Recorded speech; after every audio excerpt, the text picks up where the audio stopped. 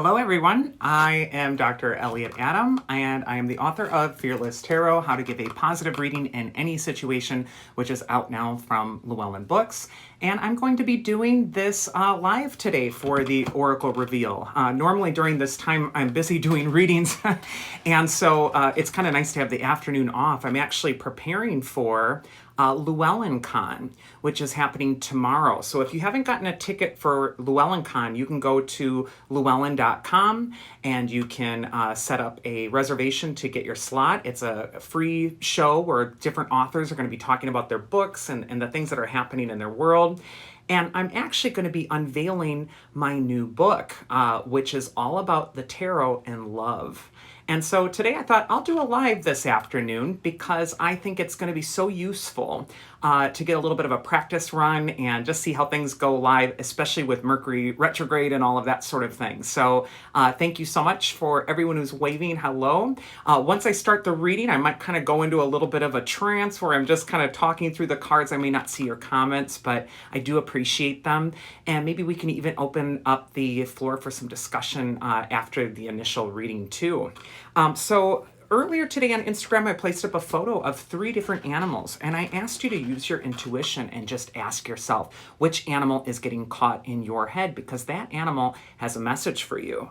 And the animals were the rabbit, the squirrel, and the butterfly spirit. So if you're just joining us right now, just ask yourself which animal's getting caught in your head, because that animal has a message for you.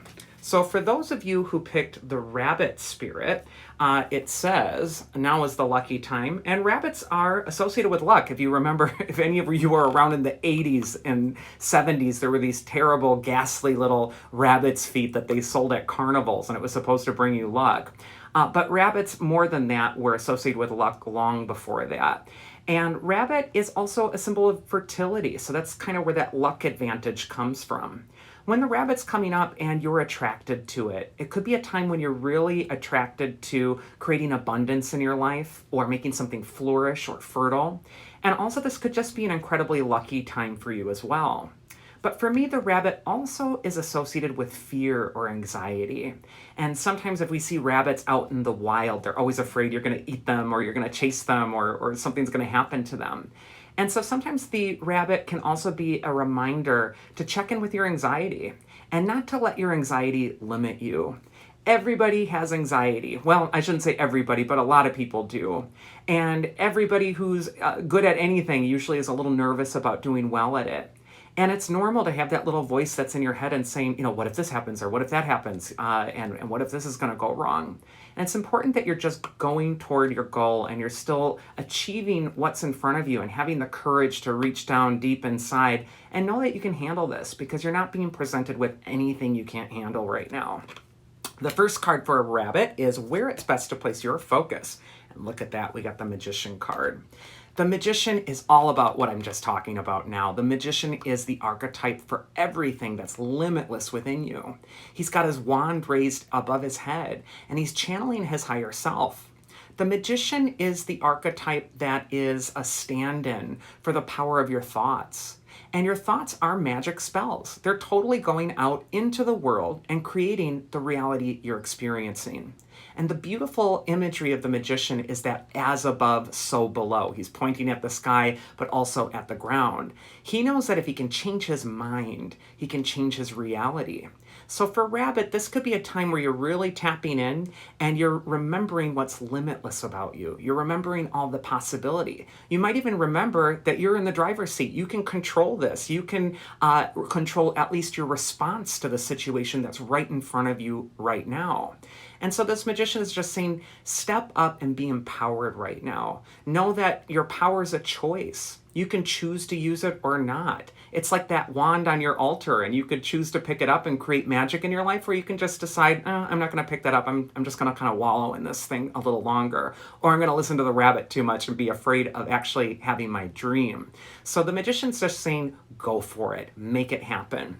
The advice from your inner wisdom, if you pick the rabbit, is the Six of Cups. And the Six of Cups is a card of the past. And how interesting, when it's next to the Magician, it's got a little bit of a different vibe. What this could indicate is that you're needing to look at your own past for evidence of how it felt when you were powerful, when you felt limitless, when you felt like you were facing a fear and you still hung in there and made it happen and had the courage to go the distance. So I really feel with these two cards right now, you're going to find an answer to empower yourself from the past, from a past version of yourself that was powerful. And you need to remember you're still that person. A lot might have happened since then. There might have been some changes that have gone on, but that is still you. And if you can remember the very essence of who you are in your core, this is going to be a wonderful week for really affecting some marvelous changes in your life. And the Six of Cups can also just indicate it's time to bring the past to closure. It's time to realize that your true power is in the present. It's actually right now. And everything you've gone through up until this point has really prepared you for this moment. So you really want to just trust yourself at this time. And if you're having trouble trusting yourself or you're feeling a little wobbly about a decision you need to make, you might want to remind yourself of who you really are and who you were at your most powerful and really step into that role. And then finally, the mythic archetype that is going to help you if you pick the rabbit is Psyche. On the card, it says sacred union, but Psyche in ancient Greek was the goddess of the soul. And in fact, the Greeks thought that your soul was your breath. So Psyche in Greek, or psyche, means the breath. And when you take your first breath, it's like your soul embodies your body. Psyche could be indicating that you're needing to be cognizant of your soul right now. And if, again, you're trying to find your pathway back to that magician that's feeling limitless and powerful, Psyche could remind you, hey, let's put your focus and your attention on your breath. Let's get calm. It's actually proven that if you do a breathing exercise, if you can calm the breathing, your brain calms down. You start to feel a little bit more empowered, a little bit more clear. And it's all about getting back in touch with the soul through the breath.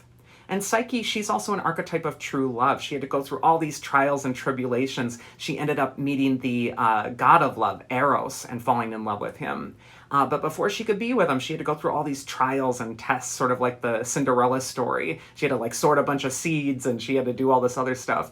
But what this is saying is that your soul is resilient. So the mythic archetype that's going to help Rabbit is all about the immortality of your soul, the power of it, the fact that it transcends the situation. The soul is forever, not the current situation you're going through, not the thing you're afraid of. And so you really want to tap into that limitlessness. So that is for Rabbit. Now we're going to go into the Squirrel, and it says, believe in yourself. And I think we just had a whole discussion about believing in yourself and all of that sort of thing. For me, also, Squirrel is about thinking ahead, planning. If you're attracted to Squirrel, you know, they squirrel away their nuts and they prepare for the winter. So this could be a time where you're really thinking about future plans practically. This is a great card, a great archetype if you're trying to lay the groundwork on something, if you're trying to make something actually happen and manifest. This is about seeing to the details and really getting everything in order.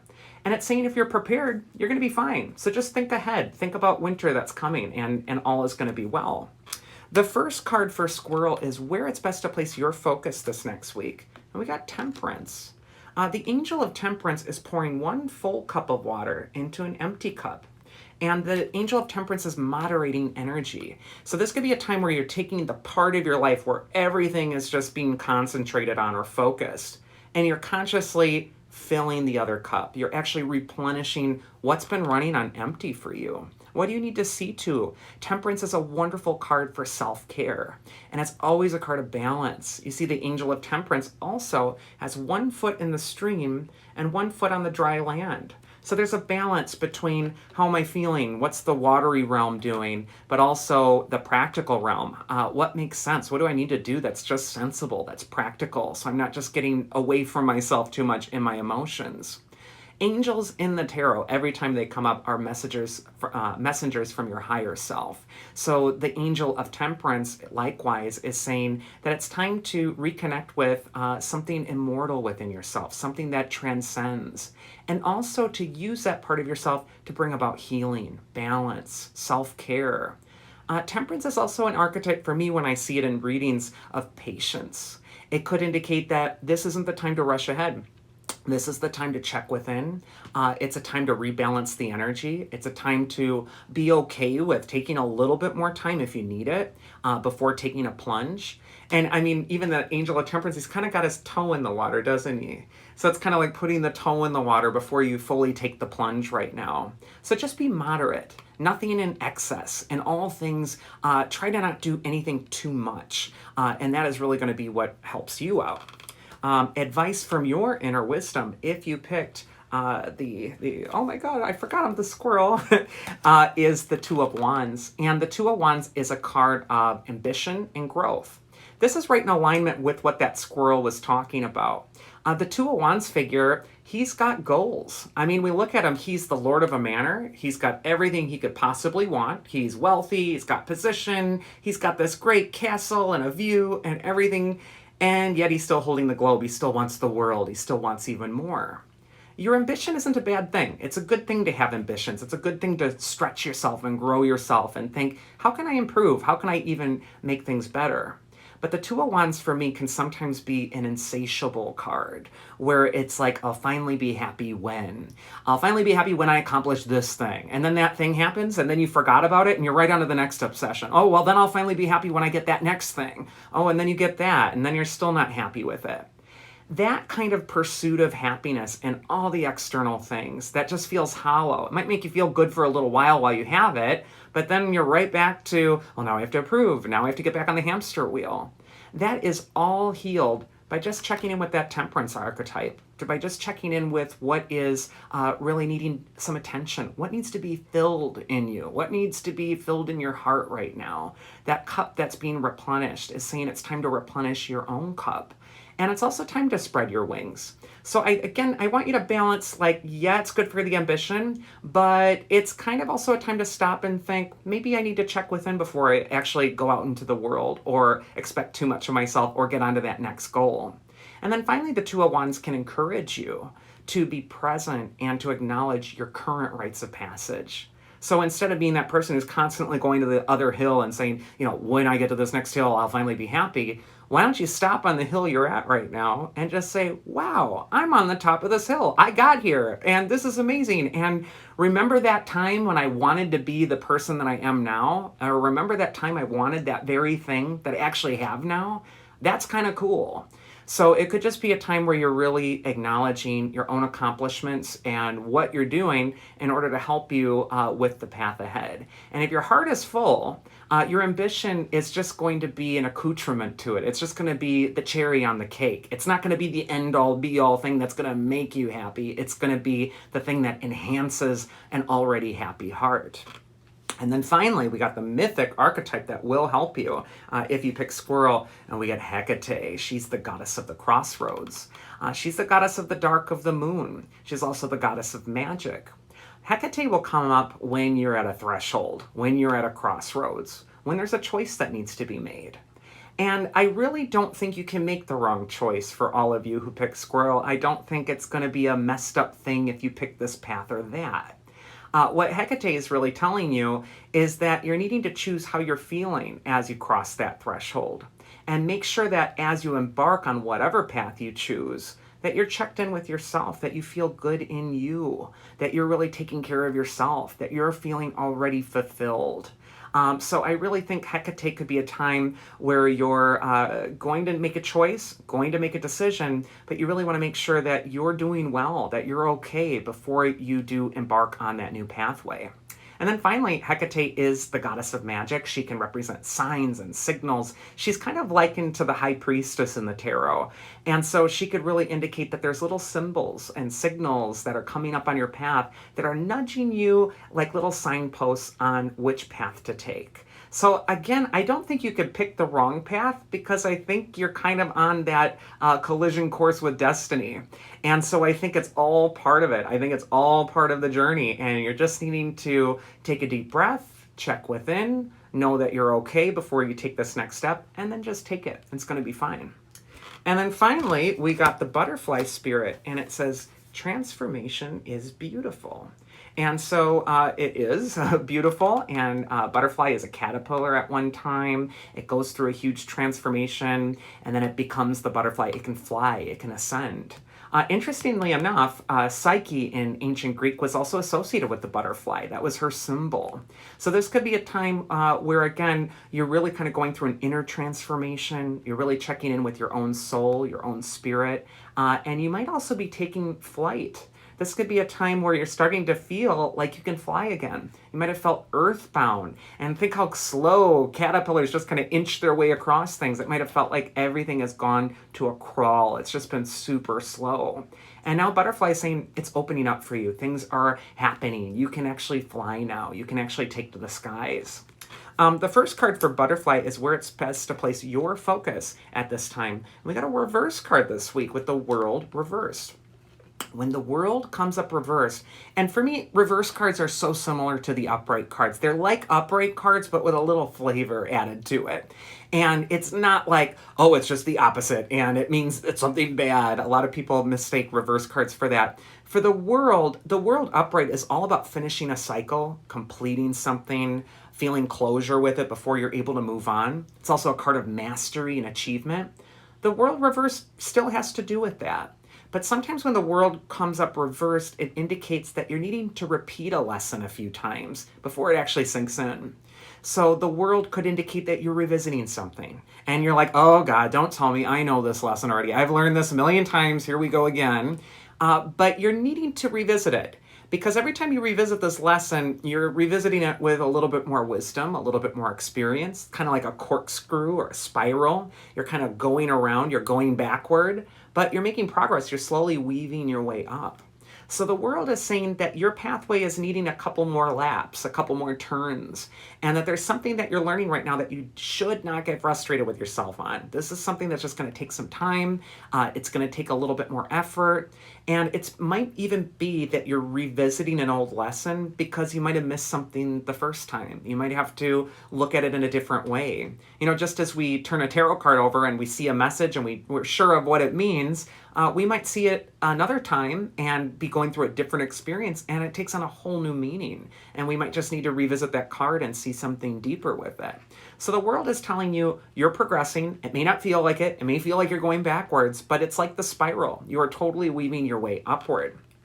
Advice from your inner wisdom, if you pick the butterfly, is the Six of Wands.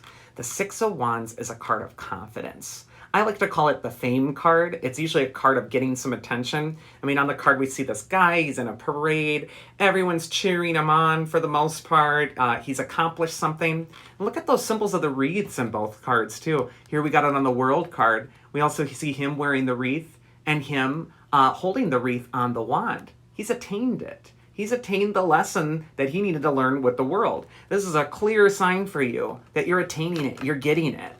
And you need to be on your own side and have some confidence right now. Whenever I see the Six of Wands, it's all about promoting yourself in a positive way, showing up in the world where you actually have faith in yourself. You believe in what you're doing. The Six of Wands does show the crowd behind him, and most of them are cheering. But if you look at it really closely, there's this one stinker in the background who's looking up at this guy like, who does he think he is? I can't stand him. And it's a sad fact that people that shine, they tend to attract a lot of those curmudgeons. And the guy isn't even looking at that guy. He's not worried about it. He's keeping his focus above the fray. He is keeping the focus on what makes him excellent. He doesn't need the validation of the crowd. He is just being excellent. So when I see these two cards, there is something that you're going to be confronting this next week, which really has to do with you stepping into excellence, being your best, not worrying what so-and-so think. Does this person approve of me? Do they like what I'm doing? Doesn't matter. If you're being excellent, the cream is always going to rise to the top. And so what you want to really do is just have faith in what you're doing and know that you are deserving of being here. Sometimes when we get the world reversed and this card, I kind of almost feel a little imposter syndrome going on where it's like, oh, well, because I'm relearning this lesson or because I'm not 100% perfect and I'm constantly revisiting that world card, well, then I can't really act like that because I'm really not all that. I'm really, just a big fake, and, everybody might think it's that I am this great person or whatever, but no. And this card is really saying, nope, you're that great person. And every great person goes through lessons and has to learn something and has a setback or a struggle or a trial or things don't go easy. But that doesn't mean that you don't belong. So this is a really wonderful time for you to really step into your courage. And then finally, we got the mythic archetype that's going to help you if you pick the butterfly. And we got Themis. She is the goddess of justice. She's also the goddess of order, the natural order of things. She's likened to Maat in ancient Egypt, the goddess who holds the scales. And Themis is really all about maintaining that balance. And the universe is built on that law of exchange. It's like what we put out there with our energy is oftentimes what we get. It may not come around right away, but what goes around does come around. This might also indicate with that Six of Wands that you don't need to worry about people that might have hurt you or what might have happened in the past or a lesson you're revisiting, because karma is going to take care of it. You just need to release it, let it happen, let that person go, and keep things in order for yourself. And make sure that you're being a vessel for bringing good things into the world, that you're not adding to that toxic soup that's out there and really just kind of, doing that. That's the easy way. I mean, anyone can sit and be negative. Let's be frank. It really takes a lot of effort to say, okay, how do I improve? How do I take control of this? And that's not the same as sugarcoating or pretending you're not going through a struggle or honoring that struggle. But what Themis is saying is that you can put that struggle into context, you can order it, you can learn from it, you can be better from it. And this is going to be the week where you're really going to create some organization in your life by maybe not worrying about teaching somebody a lesson or giving them the thing they need to know, but instead just letting the universe take care of it. I mean, how freeing is that you don't have to worry about that anymore and just like, oh yeah, take care of it. I'm done. I need to, take care of myself. And then Themis could also just be a time to be balanced in your approach and to look at yourself with balance. If you're trying to get organized in your own thinking about your own life, this could be a time where you're really being balanced about your own perspective about who you are, what you're bringing to the table, how prepared you are. It's time to be fair. Be fair with yourself and all will go well. So that is this week's Oracle Reveal. I hope you enjoyed it. And if you did, you can always check me out at elliotoracle.com and schedule a reading with me there. Next week, I'll be back to my full slog of readings all day long, and I won't be seeing you on Thursday at the same time, but this has been so much fun. And I just want to thank you for all the people that are saying such nice things. I really appreciate that. And new moon blessings to you as well, Willow. I love Willow. She's been somebody who has been following me since I had like 80 people and has always been so encouraging. And so many of you have been so great. One thing I want to do, though, is ask all of you a little bit of a question. So I'm writing this new book, and it's on tarot and relationships and love. And what I'm doing is, if you follow my tarot stuff, you kind of know that I like to do readings that are more empowering. So, a lot of times people get a love reading and, frankly, a lot of tarot readers, they can sometimes get a little annoyed because you get questions from powerless people who are saying, oh my God, this guy's cheating on me. When's he coming back? Is he my soulmate? How are we going to be together forever? And what I like to do in readings like that is say, okay, let's stop here for a second. Let's start to look at what's going on with you. Why do you think that that's okay that person's doing to you? Why aren't you a little angry about that? That should be making you mad. Like, how dare this person treat me like that? I mean, what a gift he's getting with me. So my love book is really about taking relationship questions and answering them. Sure, what's this person possibly thinking? Well, we're going to go into that. I'll tell you all of the, things that the cards might have to do with how a person might be behaving. But I really like to turn the microscope back on the sitter, the person getting the reading, and saying, hey, what's this card even teaching you on a deeper level? Because anyone can pick a tarot card and just say, world reversed, you're stuck and it's not going to work, bye. That doesn't help anybody. When you approach tarot from like kind of this perspective of like a shallow answer, like, is he coming back? World reversed. Yes, it means he's coming back. It's a cycle. Okay. you don't get anything out of that. You're not actually growing. You're not actually learning. So in the book, at the tail end of each chapter, I'm writing, what does the world reverse have to teach you about yourself? What are you learning in this relationship? Because even negative relationships or bad relationships are valuable. They're teachers. I mean, think back on your own relationships and, that things that might not have gone well and how much you learned about yourself. Relationships are kind of like mirrors. They kind of hold up to you what you're going through, your state of mind, your state of heart at the time. And so the search for true love is really just kind of like that, winding path, much like that world reverse card. I mean, that's kind of ironic that it's just kind of hanging out there because that's really what it's all about. Self-accountability, Rosewood Witch says, absolutely. So I'm going to be doing this presentation on my book tomorrow for LlewellynCon. And if you haven't found or if you haven't scheduled on there, you can go to llewellyn.com. You can find it and download the Crowdcast app and you can watch me. It's going to be tomorrow at 1 p.m. Central. But the question I wanted to ask all of you is, what would you like to see in a love book? What would you like to see to maybe even help you as a reader give better love readings? Or what would you like to see if you're somebody who's concerned about relationships? What kind of answers are you looking for when you go through relationship questions, or you have something burning in your heart that you really want to ask about? So let's see. Tarot. I'm sorry. The Wretch, oh God, I am so bad. My eyes are bad. But you said, thank you. Really appreciate your perspective and helping people learn about themselves as opposed to why someone doesn't want to put energy towards them. Well, thank you for your support. I appreciate that. Life is happening for you, not to you. Yes. Yes, yes, yes. I love that.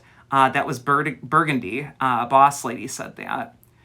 Coverage of ghosting and push-pull dynamics. Thank you. I like that ghosting idea. And I do go into it with some of the cards. So some of the cards will come up when you're feeling disappointed or someone's not calling back. I mean, that's happened to all of us. We've all had our heart broken. We've all waited by the phone for that person to call us back. And we're all thinking, what's wrong with me? What did I do wrong? How did I turn that person off? And the fact of the matter is that's just not your person. You haven't met them yet. And when you do meet your person, you're going to say, why did I put up with that garbage for so long? But for ghosting, there's a few cards that go into ghosting and why people are doing what they're doing. But also, again, what are you doing to teach that person how to treat you, to borrow a phrase from Dr. Phil? How are you letting this person know that that's allowable or okay to keep ghosting you? Perhaps you need to put some boundaries down and say, this is obviously not working, because if you were showing me the respect I deserve, you would not be just keeping me waiting by the phone here. Emphasis, okay. The emphasis that the cards are tools and not crystal balls. Yes. Oh, that's a brilliant. Who said that? Salty Book Fairy. Yes, I love that. That is so well put. And yeah, the cards are tools. I often find that cards are tools that mirror the person getting the reading at the time of the reading. They're less about looking into the crystal ball and predicting this exact future that's going to happen. Like, oh yeah, you're going to meet Charlie on July 17th and he's going to have perfect teeth and he's a Gemini and you're going to be happily ever after done. Tarot is more about like, here's what the energy's about. Here's kind of how you're feeling about yourself. And how are you setting yourself up for success to attract that person who's also done their self-work and is feeling really great about themselves? And so you're not kind of playing games with somebody who's just kind of, not had it all worked out. So cards as tools and not crystal balls, I absolutely love that.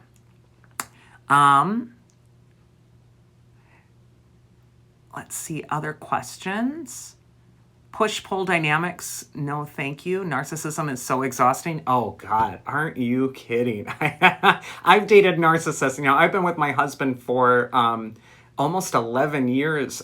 We've been together. But while I was dating and I was getting into my 30s and I'm like, oh my God, is this really all there is?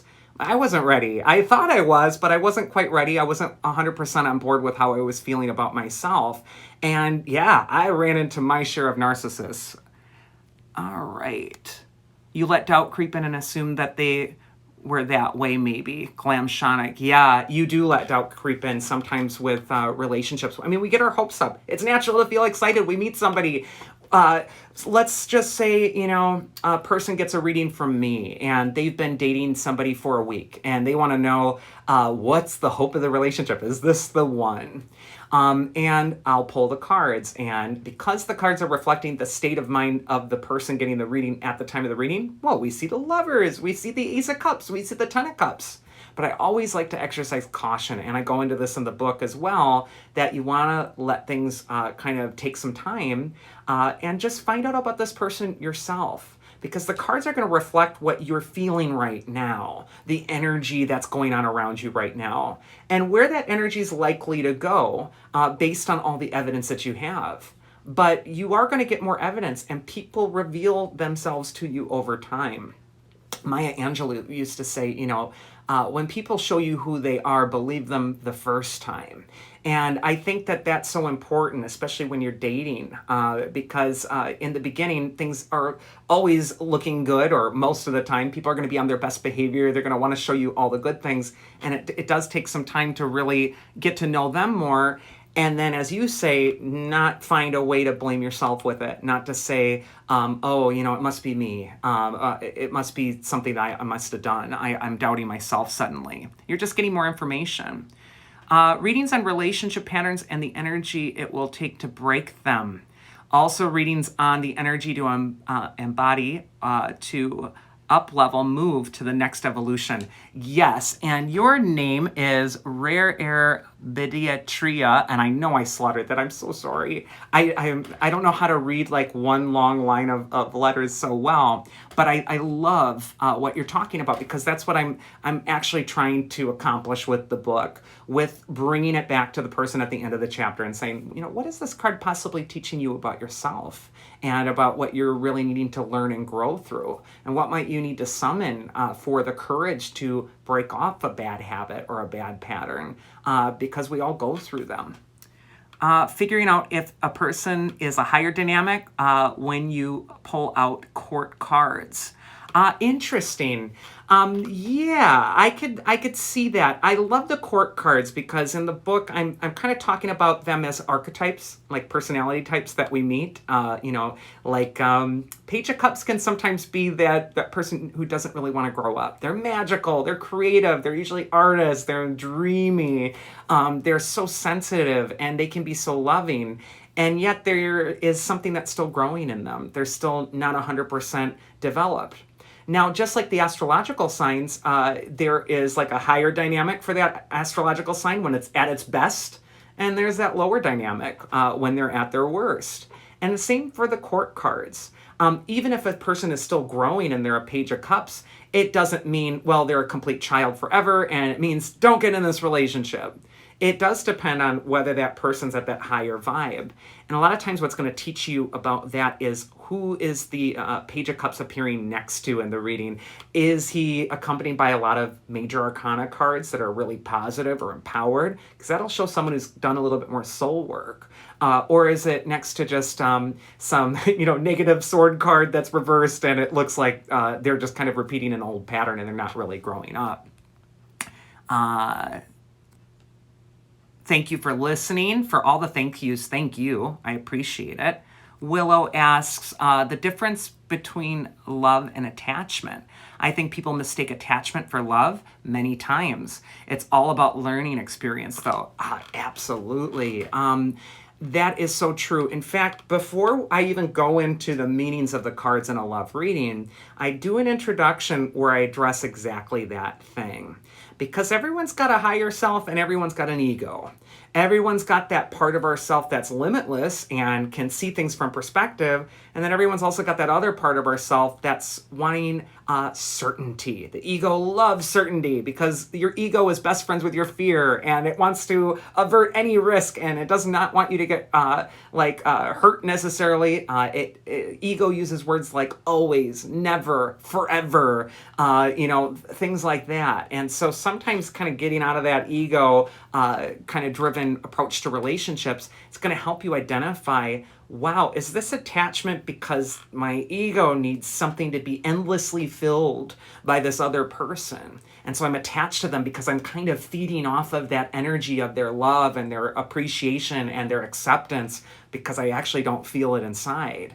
Or am I feeling empowered? Am I feeling strong enough right now? And I'm having such a great life. I love my life so much that if a relationship comes into it, great and whatever, but my whole self-identity is not hinging on this person's acceptance. I think that's one of the biggest lessons that I constantly am nailing home in the book.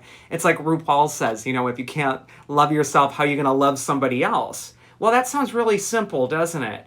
But it's so hard to do sometimes. It's so hard even to sometimes recognize when the ego is running the show that we're not really loving ourselves. The ego will say, I love myself. I do everything fine. I'm perfect. There's nothing wrong with me. I'm totally got confidence. And yet you're still doing all the behaviors, which is like, please call me back. Please, give me my power back by smiling down on me. So that is a good point, Willow. And I try to go into that with the book a little bit. Encouraging security rather than anxious attachments. Salty Book Fairy, yes. The cards are tools. Yeah. I love that. I'd love tips. This is from Sunrise Ebba. I'd love tips to develop confidence to do with love readings for myself. I think your approach sounds like just what I need. Yeah, as a reader, when we're giving a love reading, they're some of the hardest readings to give because you're talking to people who are attached to someone. They care, they love that person, or they may be at a different stage of the relationship than maybe you would be if you were in the same situation. And you're the reader, you aren't in it, you don't love the person, you don't know the history and everything, and you could just say, well, this is messed up. This is really screwed up. Why aren't you getting that through your head? And I think as readers, it's so important for us to remember a time in our own life when we were struggling like that, when we were waiting by the phone, when we felt worthless or not so good because of how someone treated us. So I think the empathy factor is so important with love readings, even when it can get frustrating because you're hearing from people that seem like hell-bent on not being empowered and just saying, I don't care, I want them back. It's like that, Pet Sematary movie where the cat's dead, except the cat is dead, but no, the family's got to bury it in the graveyard and do some ritual because they are attached to the cat, and then the cat comes back as a demon. Same with relationships. Sometimes when a relationship is just over, you do not want to create this ritual where you're breathing and resuscitating it again and again because it turns into a demonic cat that ends up being a zombie in your life and creating a lot of hell for you. Info on red flags. Yes, I love that. Rare Air by Dietria. Yes, red flags, I got them in the book. Absolutely. And it's mostly about a red flag for when you're starting to, fall off of your empowered state. The book is really about when you're looking for love or giving a love reading, how to give people tools to help them feel empowered, stronger, more confident in what they're doing, so that they walk into a room and they're lighting it up. There is nothing more attractive you can wear on a date than confidence or self-belief or knowing your real value and worth. Not that ego stuff of like, I know what I'm worth, I'm wearing these clothes and I blah, blah, blah. That's kind of a different thing than actually, wearing your confidence and saying, no, I know who I am. I know who I am. And if you can't see that, then you're not the one for me. And this is maybe a red flag that you're not calling me back. And so it's time to end that. So yes, red flags are in the book. Accepting yourselves and others for who we are now. If we never change or get fixed, we can still love and be loved. D. Hay Fever. Yes, absolutely. I am right there with you. That's exactly kind of the tone I'm trying to set with the book. And it's really all about self-acceptance. That search for finding your love is really about finding yourself as well. Okay, I find that whenever Two of Cups comes up reversed, it usually points to the theme of self-love, integration within. Thoughts? Yeah, Shiva Elliot. Oh, I like your name, Shiva Elliot. um, Two of Cups reversed, having to do with self-love. I love that. I actually do. Two of Cups reversed for me, I might take it a different way in a couple different scenarios or situations, but I can definitely see what you're getting at. What I think is that tarot is real personal to the person reading it. And I'm not Tarot Moses. I'm not coming up from the mountain who's telling you this is how tarot is supposed to be interpreted. If that's how you're interpreting the Two of Cups reversed, that is a gift from your intuition. And it resonates with me. I think it makes total sense. For me, because I use that Rider-Waite tarot, it's got that wand of Mercury, which I can't get out of my head, and it really has to do with communication whenever I see it. So that's kind of what my eye goes to. But I can definitely see what you're talking about, because in a Two of Cups, it's a relationship. It's you and another person. And if it's reversed, I could definitely see it about how do I relate to myself? How do I turn that love inward? I love Fearless Tarot. Thank you. Thank you for reading it. All of you who've got my book, thank you so much for getting it. Pulling tarot under the eclipse, my gut says no, but what do you think, Elliot? Shiva Elliot asks.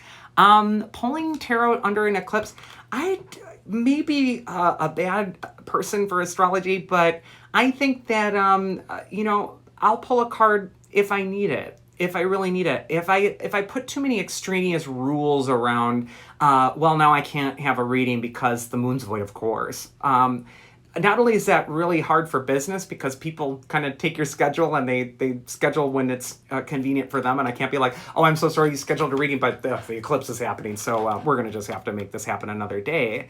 What I think the eclipse might do is possibly unveil a different sort of issue or be a sort of different flavor of a reading that you might get. Think about an eclipse, I talk about it with the Eight of Cups. The moon is blocking out the sun. The moon's all about your inner life, your inner intuition. The sun's your outside personality, and the moon is taking precedence over that. So maybe the eclipse is a good time to focus on a reading that has to do with something inward, something that has to do with your authentic self, your inner instincts, the moon. Vintage Movie Stars, hello. Is tarot good for business outcomes? It's not always about love.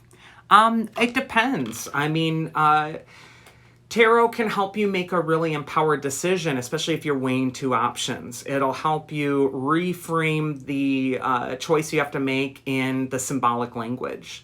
And our inner selves, our unconscious, it speaks in this language. It loves pictures. It gets art. It gets music. It totally gets all of that stuff. And so for business, I really find that, whether we're talking about business, love, inner self, anything, if we can kind of explore the symbolism, they might help us reframe that business choice in a different way so we can make the most empowered decision and maybe avert a disaster. But if you're wondering, will this business automatically be meant to be successful? Give me that guarantee. I mean, no reading can really give you a guaranteed future because it is changing based on the decisions you're making right now at this moment. The power is in the present. Okay, I can take a couple more questions, but I do have to get going and I have to start making dinner. I do peek into what's going on with the situation and people, though, and peek into chats coming. They never lie, but you can always change the outcome. Clan shamanic. Yeah, shamanic. Yes, absolutely. Does this mean we can draw a lot of positive love cards because that's what we're hoping for? Absolutely. You can pick a lot of positive love cards, and if you're not 100% kind of being objective about it, you can read into even negative cards and see nothing but positive things. If you've ever given a love reading to somebody, sometimes they barter with you. It's kind of like the stages of grief, like they don't want to accept something. So then they're saying, well, maybe that Ten of Swords really means this. Did you think about that? And I'm like, well, did you want the reading or not from me? Actually, this is what this is meaning. It's meaning an ending. So absolutely. We can spin things, read into them, see things we want to see. And again, I feel if we're just picking the card and looking at the surface and being like, okay, Ace of Cups, it's love, done, and we don't go deeper than that, you don't really get anything out of that. We might feel like our anxiety is assuaged about that romantic question for a couple days, but I guarantee that person's probably going to be running back to their tarot card 3 days later when something else happens and they want to see if they see that Ace of Cups again, and they may not. So sometimes going on that deeper level, like, okay, Ace of Cups, this is love. And I'm asking about this person. Well, that's really wonderful. It looks like there's a new beginning. It's positive. It looks like nothing's been screwed up yet. That's really a good thing. But also the Ace of Cups is about love begetting love. Love is that thing that the more you give of it, the more it creates. And by being love, you're able to make love and attract love. And it just sort of, flourishes into this big thing. So sometimes that Ace of Cups could be asking you to inspect, am I being love right now? Am I stepping into this relationship exuding that kind of self-love and self-care? That might also be what the Ace of Cups could be talking about. Okay, and I think I'll take one more question here. I'm sorry I couldn't get to all of them. Thank you for the kind comments. Relationship with the self. Yes, as I've been saying, I'm totally all about the relationship with the self. Oh, Silas Jr., thank you so much for saying that kind thing about tarot teaching. Pet Cemetery is spot on. Yeah. Okay, here's the last question. The Eerie 29. Hello, dear Elliot. One card, but more than one perspective to view that card. Provide introspective list of possibilities of how to apply each interpretation of the card. Thank you. You're reading my mind. So in each chapter, I go into the context of the card. So you can't just pick a card about love and it means the blanket thing for a person who's been married for 40 years and then somebody who's just met somebody 2 days ago. And so in each chapter, I have if this relationship is new, this card could mean this. If this card is representing a relationship that's really solid and established, this card could be meaning this. If this card is talking about your intimate life, your sexuality, this card could be teaching you this. If you're single, this card could be teaching you this. So I kind of go into a lot of options so that the reader can identify right away, oh, that's me. That's how this card's pertaining to my situation. So all of my dear friends and followers and people who tune in every week to Instagram, I appreciate it. Thanks for joining me on this live. I've had such a great time being able to talk to you and feeling unfettered by the 10-minute rule where I have to quickly race through the card meanings and give you all as much as I can in 10 minutes. It's kind of nice to let myself ramble a little bit. So this will be on my Instagram feed if you want to revisit it or if you want to go back. But thank you all so much for the kind support. Thank you for getting Fearless Tarot for all of you. That is like the biggest compliment to me ever is anyone who writes me and says, I got your book and I'm loving it, or, this book is helping me in this way. I mean, that just warms my heart. I can't tell you how grateful I am for that. So I hope you all have a wonderful, safe, happy, and healthy week. And I will see you again next week, same time, same day anyway. And hopefully I'll sneak in a few more of these lives once in a while as my schedule permits. I'm on this writing deadline. I really have to get this thing done by the end of July. And so I'm kind of cracking the whip over my own back. And then I have a lot of clients and all that stuff. So I will spend a little more time with this once I get that manuscript out. But thanks again for everybody. Thank you for your positive energy. Thank you for support. And, well, you know how great you are. Thank you for just being you and checking in. So take care. Bye-bye, everyone.